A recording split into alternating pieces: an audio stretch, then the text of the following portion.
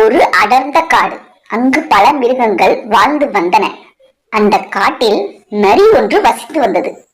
அதற்கு எப்பொழுதும் யாரையாவது ஏமாற்றி அவர்கள் ஏமாறுவதைக் கண்டு மனம் மகிழ்வது பொழுதுபோக்காக இருந்தது.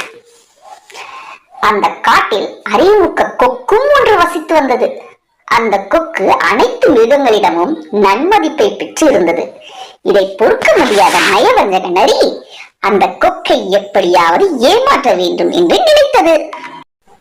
ஒரு நாள் கொக்கு நரியின் குகை இருக்கும் வழியில் வந்து கொண்டிருந்தது.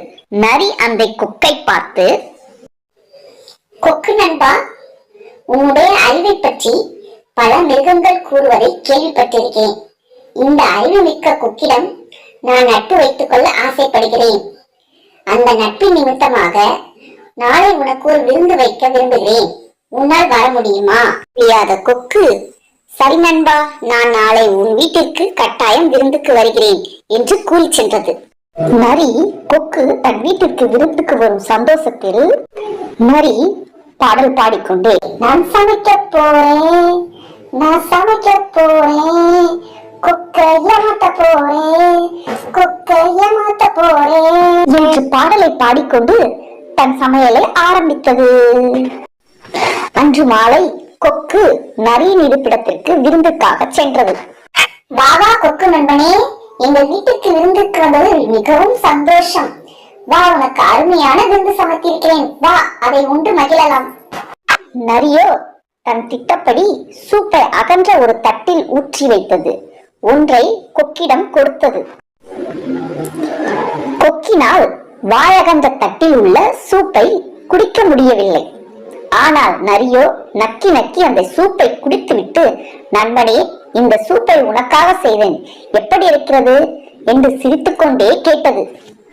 கொக்கு ஏமாற்றப்பட்டதை உணர்ந்து நரியிடம், நண்பனே, சூப் மிகவும் ருசியாக இருந்தது என்று கூறியது. கொக்கு நரியிடம், இரவு நேரம் ஆகப் போகிறது, நான் என் வீட்டிற்கு சென்று வருகிறேன் என்று கூறிவிட்டு, செல்லும் முன் இன்று நீ எனக்கு விருந்து வைத்தாய், பதிலுக்கு நான் நாளை உனக்கு விருந்து வைக்கலாம் என்று நினைக்கிறேன், உன்னால் வர முடியுமா என்று கேட்டது. நரியும் வர சம்மதம் தெரிவித்தது.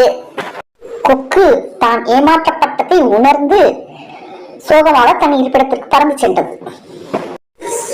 அடுத்த நாள் கொக்கு நரிக்கு நல்ல பாடம் புகட்ட வேண்டும் என்று நினைத்து பல இறைச்சிகளை போட்டு சுவைமிக்க சூப் ஒன்றை செய்தது. அதன் வாசனை அந்த காடு முழுக்க பரவியது. கல்யாண சமையல் சாதம், காய்கறிகளும் பிரமாதம், இது கௌரவ பிரசாதம், இதுவே நரிக்கு பாடம் புகட்ட, இதுவே நரிக்கு பாடம் புகட்ட. அன்று மாலை நரி கொக்கின் வீட்டுக்கு சென்றது. கொக்கு நரி வந்தவுடன் அந்த சுவைமிக்க சூப்பை சிறிய துளை கொண்ட 2 குவளையில் ஊற்றியது. அந்த சூப்பின் வாசனை முகர்ந்தவுடன் நரிக்கு வாயில் எச்சி ஊறியது. இன்றைக்கு நல்ல வேட்டை என்று நரி நினைத்தது. கொக்கு குவளையை நரியிடம் கொடுத்தது. கொக்கு தன் வாயை குவளையில் நுழைத்து சூப்பை ருசித்தது. நரியினால் துளை சிறியதாய் இருப்பதனால் குடிக்க முடியவில்லை. குவளையில் ஓரங்களில் சிதறி இருந்த சிறு துளிகளை மட்டுமே நக்கி சாப்பிட முடிந்தது.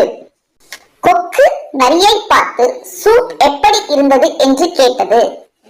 நரியும் மிக அருமை, இது போன்ற ஒரு சூப்பை நான் குடிக்கவே இல்லை என்று பொய் சொல்லியது. அப்போதுதான் நரி ஏமாற்றப்பட்டதை உணர்ந்தது. நரி கொக்கிடம் விருந்துக்கு நன்றி என்று கூறிவிட்டு வருத்தத்துடன் சென்றது.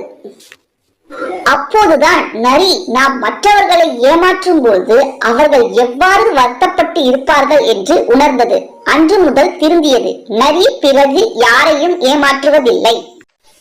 தந்திர நரிக்கு பாடம் புகட்டின அந்த புத்திசாலி கொக்கோட கதையில இருந்து நாம இன்னைக்கு என்ன கத்துக்கிட்டோம்னா, ஒருத்தருக்கு நாம தீமை செஞ்சோம்னா நமக்கு அந்த தீமை தான் பரிசா கிடைக்கும்னு இந்த கதையில இருந்து நாம் தெரிஞ்சுக்கிட்டோம்.